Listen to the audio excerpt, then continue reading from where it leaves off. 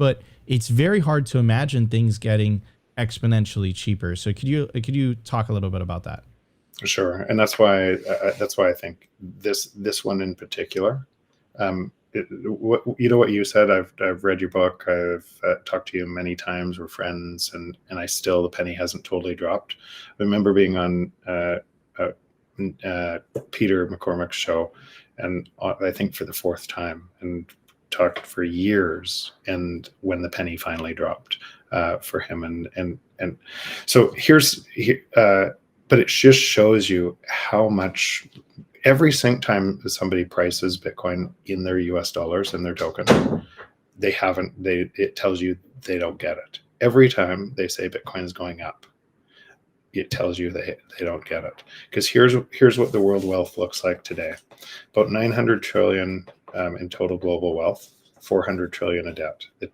The 400 trillion is already insolvent. It would take 12,873,000 years to pay back that debt. It's already completely insolvent. Yet every person playing within that game is saying, I'm going to get trapped in the system and all my labor and capital is going to get captured as this gets more and more insolvent, because it's already insolvent. And so they're measuring from that system. So today, if you did 900 trillion divided by 21 million, or you could divide it by whatever you want for lost coins, you would get the implied value of each Bitcoin today if it stays decentralized and secure. That is the value based on today's purchasing power of Bitcoin.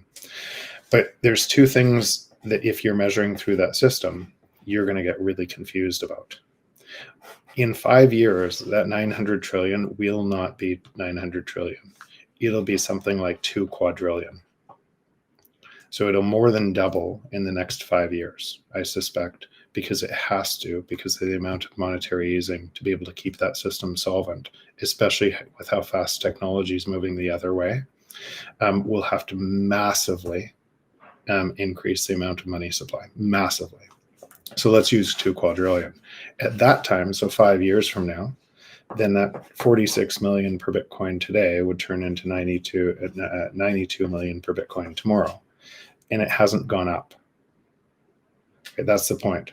The other lever that's happening at the exact same time, which is so hard to measure, is the productivity in the market is moving faster and faster and faster. AI and robotics will merge. AI and robotics will create food for free. Energy prices will come to almost free.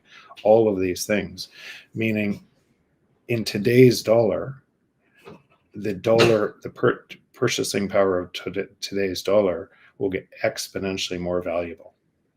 So with that many levers kind of happening at the same time, to try to measure this through the debasing currency, it is one of them, and I don't want to say pet peeves because I know people do it, but when everybody takes their Bitcoin to the piece of paper, the debasing currency, to measure the wealth of the value of the Bitcoin, they're missing the point. And the free, just keep on, say it over and over, go say it 10 times before you go to sleep. The free market, the natural state of the free market is deflation. Keep saying it, keep saying it, keep saying it. What is the only thing that can measure the free market?